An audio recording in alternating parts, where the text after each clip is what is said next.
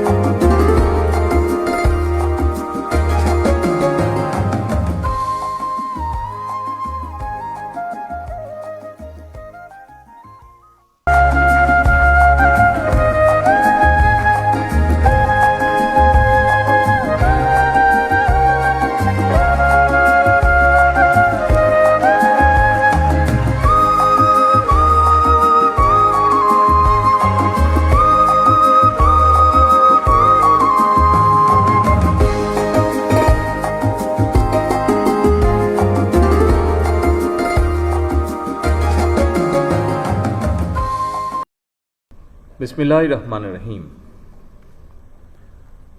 স্বাধীনতা পুরস্কার 2026 এই মহতী অনুষ্ঠানের সম্মানিত সভাপতি, স্বাধীনতা পদকপ্রাপ্ত গুণীজন, মন্ত্রী পরিষদের সম্মানিত সদস্যবৃন্দ, উপস্থিত সেনা, নৌ ও বিমান বাহিনী প্রধানগণ, সুশীল সমাজের সম্মানিত প্রতিনিধিগণ, উপস্থিত সুধীবৃন্দ এবং প্রিয় দেশবাসী, আসসালামু আলাইকুম।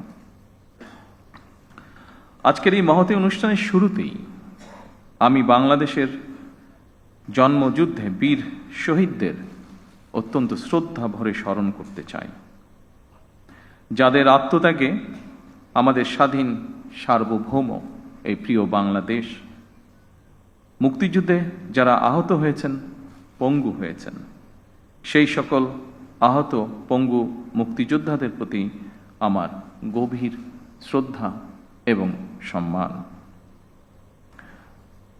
তাদের উদ্দেশ্যে বলতে চাই, আপনাদের এই সাহসী ভূমিকা এখনো বাংলাদেশের স্বাধীনতা প্রিয় মানুষের জন্য প্রেরণার উৎস। 1971 সালের স্বাধীনতা অর্জনের যুদ্ধ থেকে শুরু করে 2024 সালে দেশ এবং জনগণের স্বাধীনতা রক্ষার যুদ্ধ, এভাবে দেশের প্রতিটি ক্রান্তি লগ্নে যারা জীবন দিয়েছেন, আহত হয়েছেন, নির্যাতন নিপীড়নের শিকার হয়েছেন, তাদের প্রতি বিনম্র শ্রদ্ধা। বাংলাদেশের সবচেয়ে গৌরবময় পুরস্কার স্বাধীনতা পুরস্কার। এটি বাংলাদেশের সবচেয়ে গৌরবজনক রাষ্ট্রীয় সম্মান। স্বাধীন বাংলাদেশের বিভিন্ন ক্ষেত্রে যারা দেশ এবং জনগণের জন্য স্মরণীয় অবদান রেখেছেন কিংবা ইনশাআল্লাহ ভবিষ্যতে রাখবেন, তাদেরকে রাষ্ট্রীয় সম্মাননায় ভূষিত করতে বাংলাদেশের স্বাধীনতার ঘোষক শহীদ রাষ্ট্রপতি জিয়াউর রহমান 1977 সালে স্বাধীনতা পুরস্কার প্রবর্তন করেছিলেন।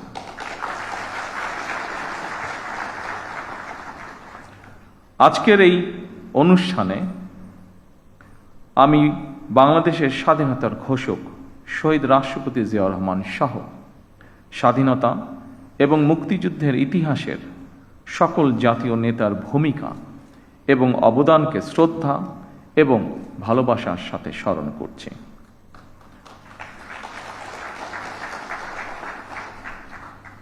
আমরা যদি হীন দলীয় স্বার্থে আমাদের ইতিহাসের জাতীয় নেতাদের ভূমিকাকে শ্রদ্ধার সঙ্গে স্মরণ করতে কার্পণ্য করি, তাহলে ভবিষ্যতের ইতিহাস আমাদেরকেও ক্ষমা করবে না। আমি বিশ্বাস করি ঐতিহাসিক সত্য মেনে নিতে দ্বিধাচিত্তে থাকা হীনমন্যতার পরিচয়। সম্মানিত উপস্থিতিবৃন্দ, স্বাধীনতা, মুক্তিযুদ্ধ, বিজ্ঞান ও প্রযুক্তি, চিকিৎসাবিদ্যা, শিক্ষা, সাহিত্য, সংস্কৃতি, ক্রীড়া, পল্লী উন্নয়ন, সমাজসেবা, জনসংখ্যা নিয়ন্ত্রণ, জনপ্রশাসন, গবেষণা ও প্রশিক্ষণ এবং অন্য কোনো ক্ষেত্রেও যারা গৌরবোজ্জ্বল ও কৃতিত্বপূর্ণ অবদান রেখেছেন এমন ব্যক্তি, গোষ্ঠী, প্রতিষ্ঠান এবং সংস্থাকে প্রতি বছর দেশের সর্বোচ্চ জাতীয় পুরস্কার স্বাধীনতা পুরস্কার ভূষিত করা হয়। চলতি বছর স্ব ক্ষেত্রে কৃতিত্বপূর্ণ অবদানের জন্য সরকার 15 জন বিশিষ্ট নাগরিক এবং 5টি প্রতিষ্ঠানকে স্বাধীনতা পুরস্কারে ভূষিত করেছে। দেশে গণতন্ত্র প্রতিষ্ঠা এবং নারী শিক্ষাসহ দেশ গঠনে অসামান্য অবদানের জন্য বেগম খালেদা জিয়াও এবছর মরণোত্তর স্বাধীনতা পুরস্কার পেয়েছেন। আরও কয়েকজন বিশিষ্ট নাগরিকের সাথে স্বাধীনতা পদক প্রাপ্ত সকল গুণীজন এবং প্রতিষ্ঠানকে আমি আমার নিজের এবং দেশ ও জনগণের পক্ষ থেকে আন্তরিক অভিনন্দন এবং মোবারকবাদ জানাই। দেশ এবং জনগণের জন্য বিভিন্ন ক্ষেত্রে আপনাদের এই অবিস্মরণীয় অবদান বাংলাদেশকে করবে সমৃদ্ধ। আজ এবং আগামীর বাংলাদেশে প্রজন্মের পর প্রজন্ম ধরে আপনাদের এইসব অবদান প্রেরণার উৎস হবে বলে আমি বিশ্বাস করি। বাংলাদেশের গণ্ডি পেরিয়ে স্ব ক্ষেত্রে আপনাদের অবদান এবং সফল কর্মগুলো অদূর ভবিষ্যতে বিশ্ব দরবারেও সমাদৃত হবে বলে আমরা দেশবাসী বিশ্বাস করি দৃঢ়ভাবে। সম্মানিত সুধীবৃন্দ, অসংখ্য প্রাণের বিনিময়ে আমরা একটি স্বাধীন বাংলাদেশ পেয়েছি। সেই বাংলাদেশটি এখন 55 বছর পার করে ফেলেছে। এত বছরেও আমাদের যেমন অনেক প্রাপ্তি রয়েছে, অপ্রাপ্তিও কিন্তু কম নয়। সুতরাং আমাদের প্রত্যাশিত স্বনির্ভর সমৃদ্ধ বাংলাদেশ গড়তে হলে প্রতিশোধ, প্রতিহিংসা কিংবা অযথা বিতর্ক নয়। শহীদ রাষ্ট্রপতি জিয়াউর রহমান বলতেন, জাতীয় ঐক্য আমাদের শক্তি, বিভাজন আমাদের দুর্বলতা। সেই কথা স্মরণ করেই বলতে চাই, আমাদের পথ মত ভিন্ন হতে পারে, আমাদের মধ্যে বিভিন্ন ইস্যুতে বিতর্ক বিরোধ থাকতে পারে, তবে আমাদের মধ্যেকার বিতর্ক বিরোধ যেন শত্রুতায় রূপ না নেয়।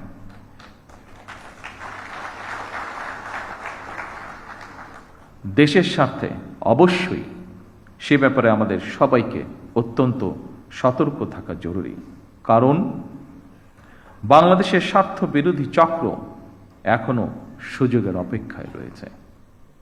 সম্মানিত সুধীবৃন্দ, সম্মানিত সভাপতি, দুর্নীতি দুঃশাসনে পর্যদস্ত একটি ভঙ্গুর অর্থনীতি, দুর্বল শাসন কাঠামো আর অবনতিশীল আইন শৃঙ্খলা পরিস্থিতির ভেতর দিয়ে নতুন সরকার যাত্রা শুরু করেছে। আইন শৃঙ্খলা পরিস্থিতির উন্নয়ন, দুর্নীতি নিয়ন্ত্রণের মাধ্যমে জনজীবনে শান্তি, নিরাপত্তা ফিরিয়ে আনাই হচ্ছে আমাদের সরকারের অন্যতম প্রধান অগ্রাধিকার। বাংলাদেশের বর্তমানে এক বিশাল সংখ্যক কর্মক্ষম জনগোষ্ঠী রয়েছে। কর্মক্ষম এই জনগোষ্ঠীর জন্য কর্মসংস্থান তৈরির এই মুহূর্তে হচ্ছে বড় চ্যালেঞ্জ। শুধু অর্থনীতি নয়, ফ্যাসিবাদী শাসন আমলে আমাদের শিক্ষা ব্যবস্থাও বিপর্যয়ে নেমে এসেছিল। এমনকি ইন্টারিম গভর্নমেন্টের সময়ও শিক্ষা ব্যবস্থায় শৃঙ্খলা ফেরেনি দুঃখজনকভাবে। বর্তমান প্রতিযোগিতামূলক বিশ্বে টিকে থাকতে হলে দেশের শিক্ষা ব্যবস্থাকে আধুনিক এবং অবশ্যই কর্মমুখী করতেই হবে। শিক্ষা ব্যবস্থাকে বাস্তবমুখী করার কাজটিও আমরা শুরু করেছি। দেশের অর্ধেকের বেশি নারী। নারীদের জন্য নিরাপদ বাংলাদেশ গড়ে তুলতে না পারলে আমাদের কোনো উদ্যোগই সহজে সফল হবে না। এভাবে প্রতিটি সেক্টরকে চিহ্নিত করে সরকার কর্ম পরিকল্পনা বাস্তবায়নের কাজ এরই ভিতরে শুরু করেছে। জনগণের রাষ্ট্র পরিচালনার দায়িত্ব পাওয়ার আগেই আমরা বিস্তারিতভাবে দেশের জনগণের সামনে দলীয় ইশতেহার ঘোষণা করেছিলাম। রাষ্ট্র মেরামতের অঙ্গীকার নিয়ে আমরা প্রকাশ্যে জুলাই সনদ বাস্তবায়নের জন্য স্বাক্ষর করেছিলাম। জনগণ আমাদের প্রতিটি অঙ্গীকারের পক্ষে সমর্থন জানিয়েছেন। এবার আমাদের অঙ্গীকার বাস্তবায়নের পালা। সম্মানিত সকল উপস্থিতিবৃন্দ, আমরা ইতিমধ্যেই জনগণের সামনে দেওয়া অঙ্গীকার বাস্তবায়নের কাজ শুরু করেছি। আমরা দলীয় ইশতেহারে এবং স্বাক্ষরিত জুলাই সনদের প্রতিটি দফা, প্রতিটি অঙ্গীকার অক্ষরে অক্ষরে পালন করব ইনশাআল্লাহ। আমি বিশ্বাস করি ব্যক্তিগতভাবে পুঁথিগত পরিবর্তনের চেয়ে মানসিকতার পরিবর্তন অত্যন্ত বেশি জরুরি। বিএনপি সরকার যতবার রাষ্ট্র পরিচালনার সুযোগ পেয়েছে বারবার চেষ্টা করেছে এর প্রমাণ দিতে। সম্মানিত উপস্থিতিবৃন্দ, বৈশ্বিক যুদ্ধ পরিস্থিতির মধ্যেও আমরা সবকিছু চেষ্টা করছি স্বাভাবিক রাখার। বিশ্বের সকল দেশে তেল ডিজেলের দাম বাড়ানো হলেও আমরা জনদুর্ভোগের কথা বিবেচনা করে এখন পর্যন্ত এই সিদ্ধান্তটি নেইনি। এই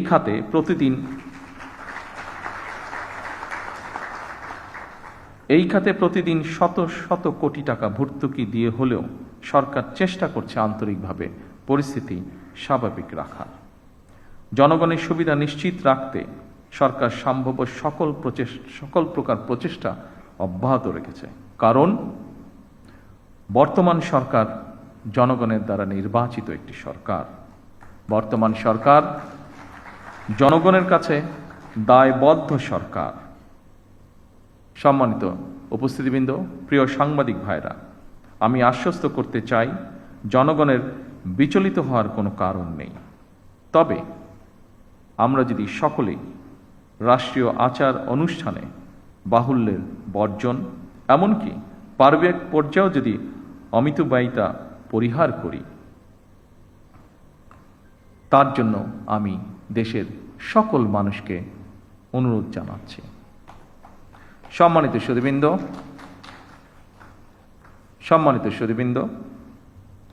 আজ যারা স্বাধীনতা পদকে ভূষিত হলেন, আপনারা প্রত্যেকে জাতির গৌরব। আপনাদের মতন সফল মানুষরা আগামী প্রজন্মের সামনে দৃষ্টান্ত হয়ে উঠুন। এই প্রত্যাশায় আপনাদেরকে আমি আরও একবার ধন্যবাদ জানাতে চাই। যারা মরণোত্তর পুরস্কার পেয়েছেন, আল্লাহর দরবারে তাদের মাগফিরাত কামনা করছি। সম্মানিত উপস্থিতিবৃন্দ, আমি এই বলে আমার বক্তব্য শেষ করছি। আল্লাহ হাফেজ। বাংলাদেশ জিন্দাবাদ।